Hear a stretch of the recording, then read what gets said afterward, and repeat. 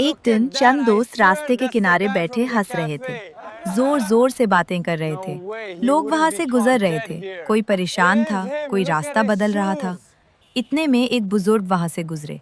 उन्होंने मुस्कुराकर कहा, बेटो, क्या तुम जानते हो रास्ते का भी हक होता है? नौजवान हैरान हुए और बोले, रास्ते का हक?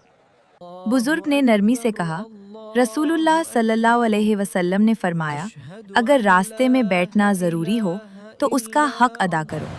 नजरें नीची रखो, किसी को तकलीफ ना दो, सलाम का जवाब दो और नेकी की बात करो। ये सुनकर सब दोस्त खामोश हो गए।